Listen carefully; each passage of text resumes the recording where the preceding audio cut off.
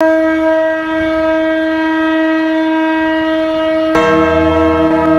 संत राम महाराज की जय। विघ्नेश्वराय वरदाय शूरप्रियाय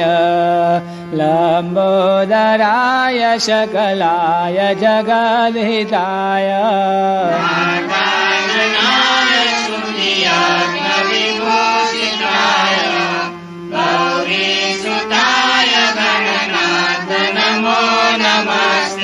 योगीव्यो है गवन्द्यं प्रथितमपि गुणैः सेवितं लोकसङ्गैः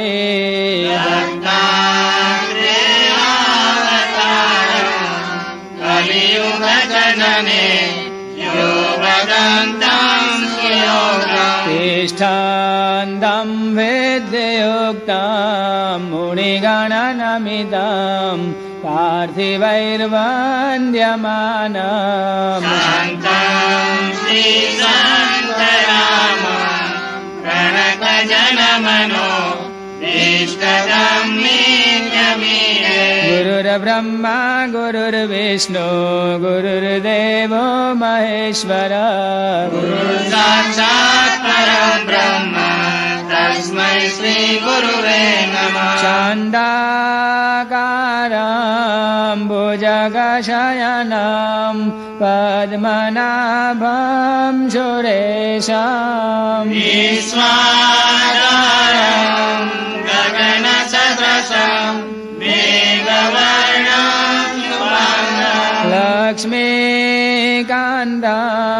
कमलनयनं योगिभिर्ध्यानगम्यम् वन्दे विष्णुं भवभयहरं सर्वलोकैकनाथम्। ॐ नमो भगवते वासुदेवाय श्रीगोपालकृष्णाय नमः। यस्य स्मरणमात्रेण जन्म संसारबन्धनात् विमुच्यते नमस्तस्मै विष्णवे प्रभविष्णवे। नमः समस्तभूतानाम् आदिभूताय भूर्भुते अनेकरूपरूपाय विष्णवे प्रभविष्णवे। वैशम्पायन उवाच हृत्वा धर्मान् शेषेण पावनानि च सर्वशः युधिष्ठिरा शन्तनवं पुनरेवाभ्यभाषत। युधिष्ठिर उवाच किमेकं दैवतं लोके किं वाप्येकं परायणम् सुवन्तकं गमर्चन्तः प्राज्ञोर्मानवान् को धर्म सर्वधर्माणां भवतः परमो मतः किं जपन्मुच्यते जन्तुर्जन्म संसारबन्धनात्। भीष्म उवाच जगत्प्रभुं देवदेवम् अनन्तं पुरुषोत्तमम् सुवर्णाम सहस्रेण पुरुषः सततोऽस्ति तमेव चार्जयन् नित्यं भक्त्या पुरुषमव्ययम् न्यायं सुवर्णमस्यं च यजमानस्तमेव स। अनादिनिधनं विष्णुं सर्वलोकमहेश्वरम् लोकाध्यक्षः सुवन्नित्यं सर्वदुःखातिको भवेत्। ब्रह्मण्यं सर्वधर्मज्ञं लोकानां कीर्तिवर्धनम् लोकनाथं महद्भूतं सर्वभूतभवोद्भवम्। एष मे सर्वधर्माणां धर्मोऽधिगतमो मतः यद्भक्त्या पुण्डरीकाक्षं तदैरचैनरसः। परमं यो महत्तेज परमं यो महत्तपः परमं यो महद्ब्रह्म परमं यो परायणः। पवित्राणां पवित्रं यो मङ्गलानां च मङ्गलम् दैवतं देवतानां च भूतानां यो जयोऽपि यतो सर्वाणि भूतानि भवन्त्यादियुगागमे यस्मिन् च प्रलयं यान्ति पुनरेव युगक्षये। तस्य लोकप्रधानस्य जगन्नाथस्य भूपते विष्णो नाम सहस्रं मे शृणु पापभयापहम्। यानि नामानि गौणानि विख्यातानि महात्मनः ऋषिभिः परिगीतानि तानि वक्ष्यामि भूतये। ॐ नमो भगवते वासुदेवाय। ॐ विश्वं विष्णुर्वसत्कारो भूतभव्यं भवत्रभो। भूतात्मा भूतभावनम् भूतात्मा परमात्मा च मुक्तानां परमागतिः अव्यय पुरुषः साक्षी क्षेत्रज्ञोऽक्षर एव च योग योगविदां नेता प्रधान पुरुषेश्वरः नारसिंह पुरुषैमान् केशव पुरुषोत्तमः सर्व सर्वशिवस्थानोर्भूतार्दे निधिरव्ययः सम्भवो भवनो भर्ता प्रभवो प्रभुरीश्वरः स्वयंभू शम्भुरादित्य पुष्कराक्षो महास्मनः अनादिनिधनो दाता विधाता दत्तोत्तमः अप्रमेय ऋषिकेश पद्मनाभ वरप्रभुः विश्वकर्मा मनुप्रसाद स्वादिष्टासविरोजुवा अग्राय शाश्वत कृष्ण लोहिताक्ष प्रदर्दन पवित्रं मङ्गलं परम् ईशान प्राणद प्राणो ज्येष्ठ श्रेष्ठ प्रजापते हिरण्यगर्भो भूगर्भो माधवो मधुसूदनः ईश्वर विक्रमी धन्वी मेधावी विक्रम क्रम अनुत्तमो दुरागर्ष कृतज्ञ कृतिरात्मवान् सुरेश शरणं शर्म विश्वरेता प्रजाभव अज सर्वेश्वर सिद्ध सिद्धि सर्वादिरच्युत वसुर्व सुमना सत्य समात्मा संमितः क्षमा रुद्र बहुशिरा बभ्रुर्विश्वयोनि सुजस्रवा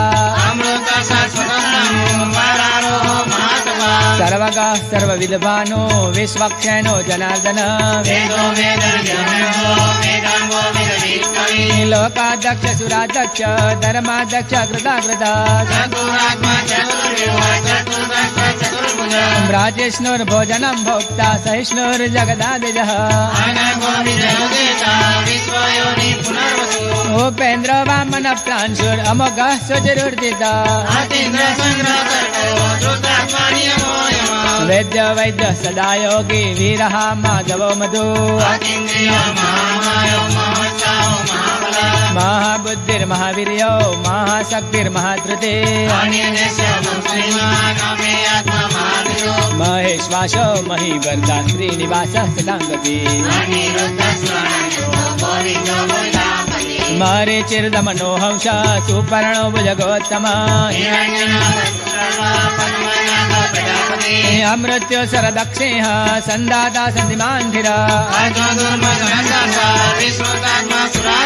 गुरुर्गुरुत्तमो धाम सत्य सत्य पराक्रम अग्रणीर्ग्रामणी श्रीमान् न्यायो नेता समीरण आवर्तनो निवृत्तात्मा संवृत सम्भ्रमर्दन सुप्रसाद प्रसन्नात्मा विशुद्धो विश्वभुग्विभुः असंख्यो प्रमेयात्मा विशिष्ट शिष्टकृच्छुचे वृषा हि वृषभो विष्णु वृषपर्वा वृषोदर सुभुज दुर्धर वाग्मी महेन्द्र वसुध वशु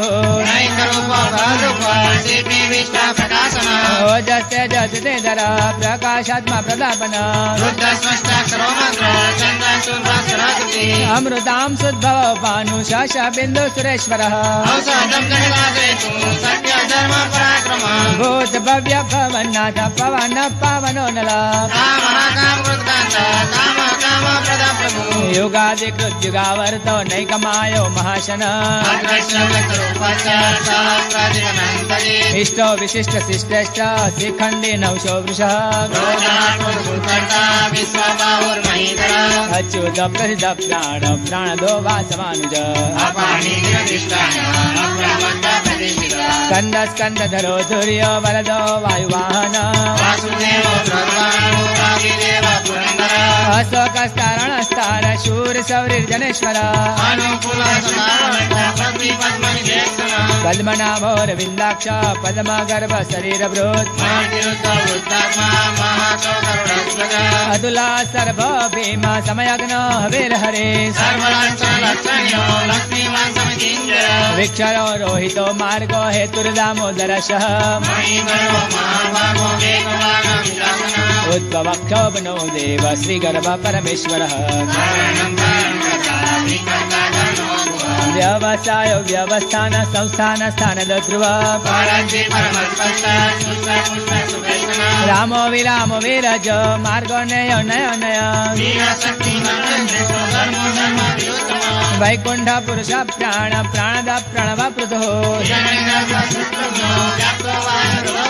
ऋतो सुदर्शन काल परमेष्टि परिग्रह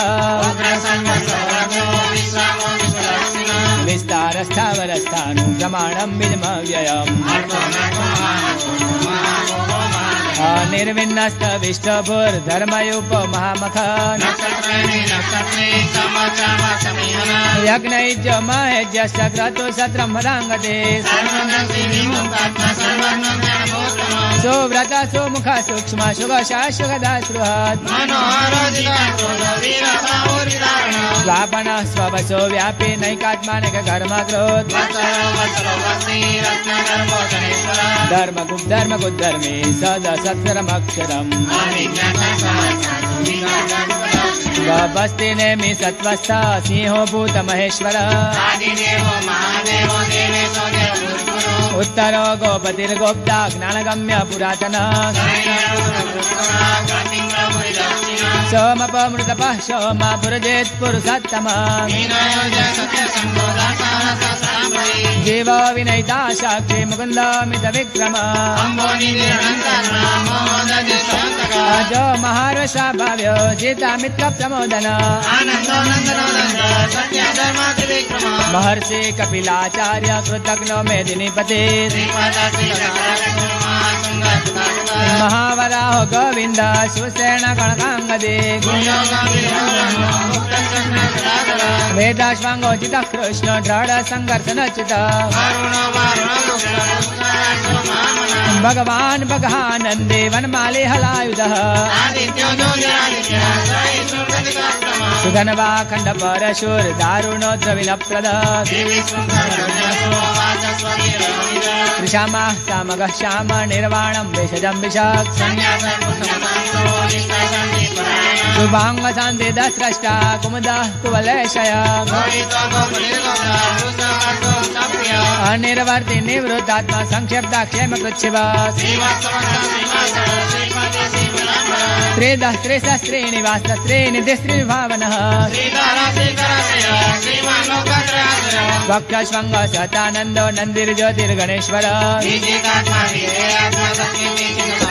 उदीर्ण सर्वतः चक्षुर अनिश शाश्वत स्थिर अर्च्यस्मान् अर्चितः कुम्भ विशुद्धात्मा विशोधन कालनेमिनिहा वीर सौरेशूरजनेश्वरः कामदेव कामपालक कामिकान्त कृदागम ब्रह्मण्यो ब्रह्मकृत् ब्रह्म ब्रह्म ब्रह्म विवर्धन महाक्रमो महाकर्म महातेज मौरग तव्यस्तव प्रिय स्तोत्रं स्तुतिस्तोतारण प्रिय मनोजव स्तीर्थकरो वशुरेता वशुप्रद सद्गते सद्गृते सत्ता सद्भूते सत्परायण भूतावासो वासुदेव सर्वासु निलयो नलः विश्वमूर्तिर्महामूर्ति दीप्तमूर्तिरमूर्तिमान् एको नैक शावक किं यत्तत्पदमनुत्तमम् सुवर्णवर्णो हेमांगो वरांगो चंदनांगदे अमानी मानद मान्यो लोकस्वामी त्रिलोकद्रोप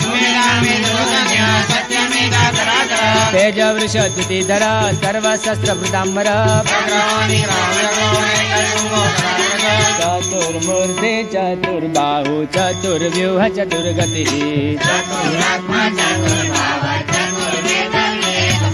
समावर्तो निवृत्तात्मा दुर्जयो दुरतिक्रमः शुभांगो लोकशारंग सुतंतु स्तंतुवर्धन उद्भवः सुन्दरः सुन्दो रत्ननाभ सुलोचन सुवर्णबिन्दु रक्षोभ्य सर्ववागीश्वरेश्वर कुमुदा कुन्दरः कुन्द पर्जन्यः पावनोऽनिलः सुलभ सुव्रत सिद्ध शत्रुजित् शत्रुदापन सहस्राति सप्तजिह्व सप्तेदा सप्तवाहन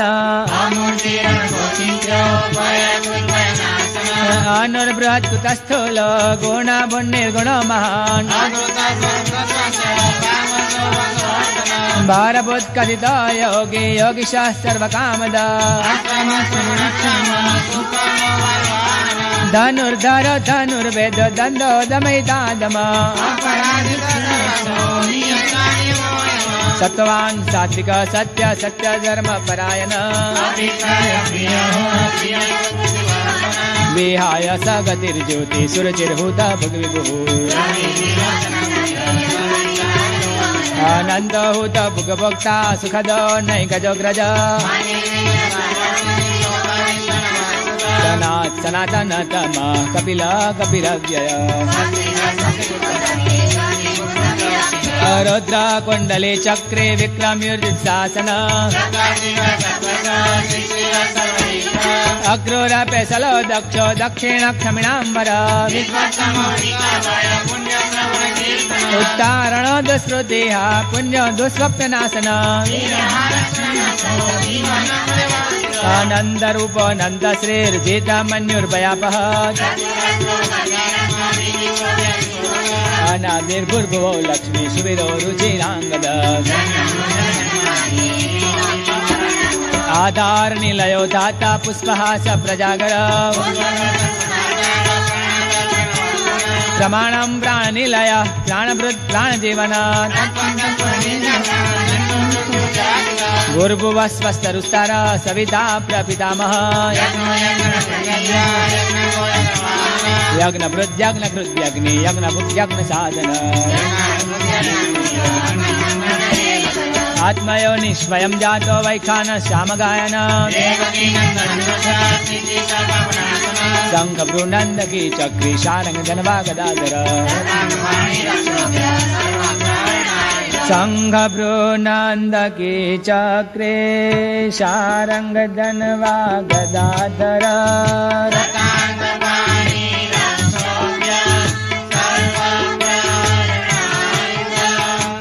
सर्वप्रहरणायुध ॐ नमः इतिदं कीर्तनीयस्य केशवस्य महात्मना य इदं शृणुया नित्यं यस्यापि परिकीर्तयेत् वेदान्तको ब्राह्मणः स्यात् क्षत्रियो विजयी भवेत् धर्मार्थे प्राप्नुयात् धर्मम् अर्थार्थे चार्थमाप्नुयात् भक्तिमान् सदोत्थाय शुचिस्थलगतमानस यश प्राप्नोति विपुलं नादिप्राधान्यमेव च न वयं क्वचिदाप्नोति वीर्यं तेजश्च विन्दति रोगार्थमुच्यते रोगात् बद्धमुच्येत बन्धनात् दुर्गान्यादितरत्याशु पुरुषः पुरुषोत्तमम् वासुदेवाश्रयो मर्त्यो वासुदेवपरायण न वासुदेव भक्तानामशुभं विद्यते क्वचित् इमं स्तवमधीयान श्रद्धा भक्ति समन्विता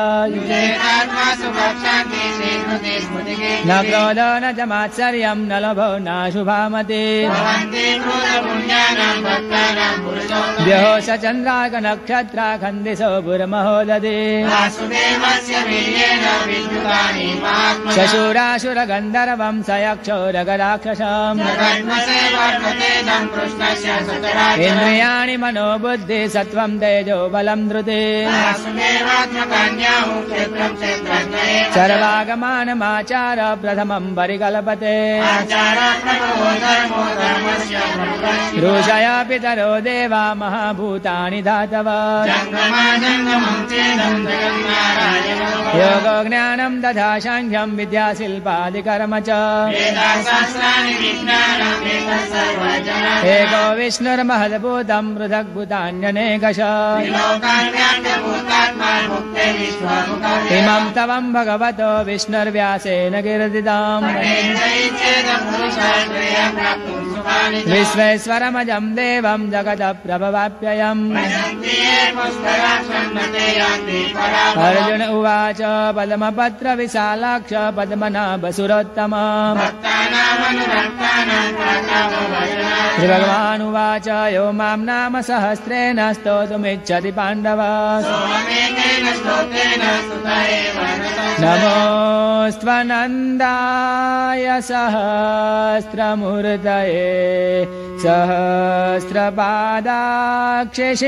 सहस्रपादाक्षशिरोरुबावे सहस्रनाम्ने पुरुषाय शाश्वते